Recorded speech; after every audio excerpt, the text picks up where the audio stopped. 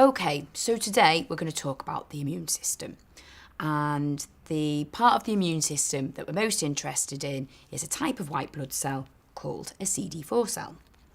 So, the job of a CD4 cell is to help the immune system to get rid of everyday viruses and bacteria that cause all sorts of different types of illnesses like coughs, colds, flu, tonsillitis, chickenpox, any type of illness really that makes us feel unwell.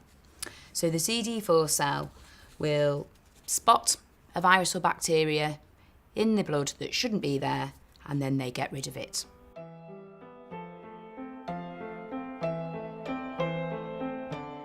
Last time I met with you, we talked about the immune system. And if you remember, we talked about a type of white blood cell called the CD4 cell.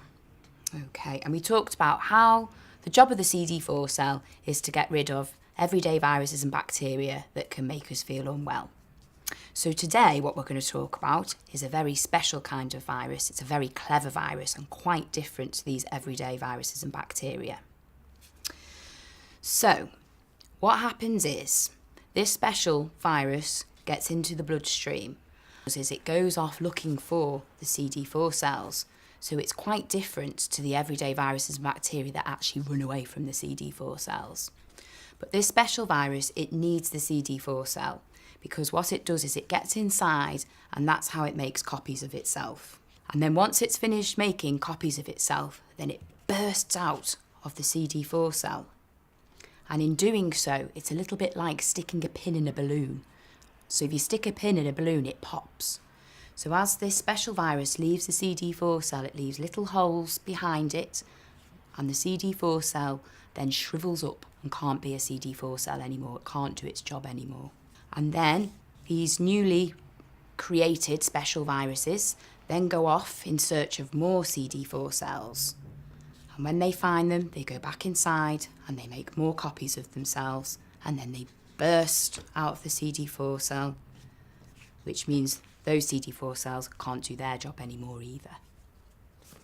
So then what happens is gradually in the blood, it ends up that there's lots and lots and lots of this special virus, but unfortunately there's not that many of these CD4 cells. So because now we've got this picture of where there's very few CD4 cells in the blood, then if that person comes into contact with an everyday virus or bacteria that makes you feel poorly, so it causes things like either a sore throat, a bit of a cold, it then means there isn't enough CD4 cells to do their job anymore. So they can't actually help the immune system to get rid of those everyday viruses and bacteria. So then this means this person feels unwell and stays feeling unwell for quite a long time, feels really poorly, and it stops them from doing the things that they like to do every day. So that might be playing football, it might be dancing, it might be just hanging out with their friends every day.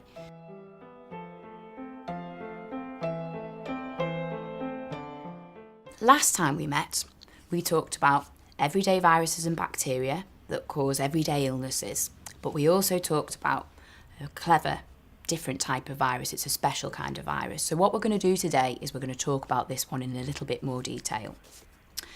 So the actual name of this virus is human immunodeficiency virus, otherwise known as HIV. Have you heard of HIV? Okay, so we'll talk about it in a little bit more detail. So the easy part of it is the H, which stands for human, which means that this virus is found in humans. The V part stands for virus, okay? So the I stands for immunodeficiency. The word deficient means not enough of. So in this case, the immune system doesn't have enough CD4 cells and therefore it's deficient.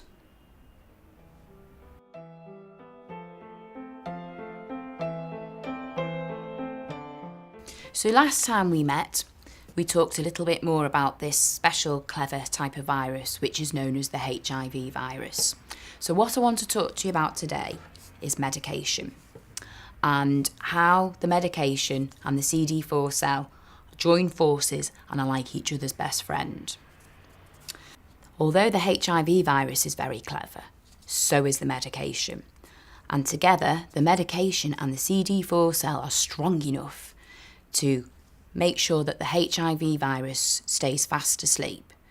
So it doesn't get rid of the HIV virus from the body, but the HIV virus goes so fast asleep it's almost like it's not there. And that means then the CD4 cells are strong enough to do the job that they need to do, which is to get rid of everyday viruses and bacteria that cause everyday illnesses. What we need to talk about now is why it's really important that somebody takes their medication every day at the same time, and they mustn't forget to take any doses of their medication. So like I said, the medication in the CD4 cell is strong enough to keep the HIV virus fast asleep. But taking medicine is just like eating food or drinking a drink. It doesn't mean you never have to do it again. Once the food wears off and the drink comes out of your body, you need to take more. And it's the same with medicine. Medicine just doesn't stay in your body. Gradually, it falls out of the body and you need to take another dose to top your body back up again. If you do miss a dose of medication, whether it's for a day or 2 days, you forget to take the medication, then what's happening is the medication is no longer there to make the CD4 cells strong enough to keep the HIV virus asleep. So very gradually, the HIV virus starts to wake up again. And as soon as it starts to wake up, it'll go off in search of a CD4 cell, find one, get inside the CD4 cell, and it starts to make more copies of itself again. And the whole process starts again. It'll burst out of the CD4 cell, leave little holes behind it, and that CD4 cell can't do its job anymore.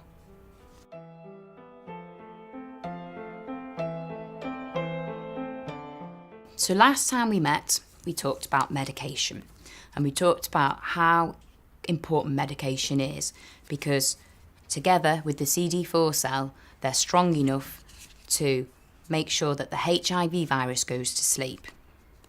Okay, and then as long as that HIV virus is fast asleep, then the person can fight off everyday viruses and bacteria that otherwise might make them feel unwell for a long time.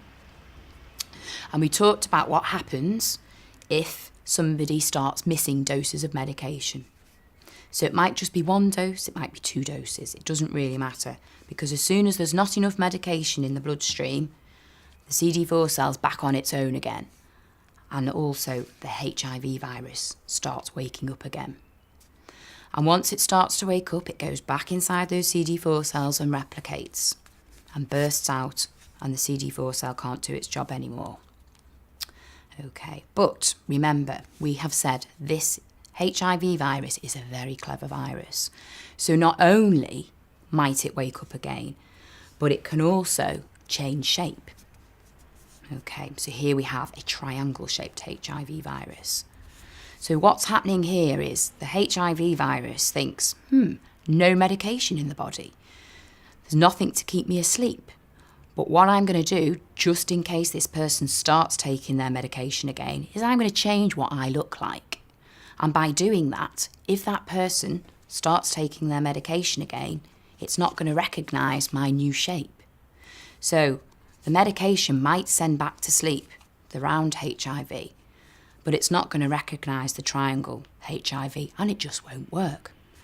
So we then have a different situation where the round ones are fast asleep, but the triangle ones go in search of the CD4 cells then. They get inside, where they make more copies of themselves, then they burst out of the CD4 cell, and in doing so, that CD4 cell can't do its job anymore, and the whole cycle starts again. And this is what we call mutation. And if the virus mutates, because this medication can't work on it, we say that that HIV virus is resistant to that medication, and that person has developed resistance.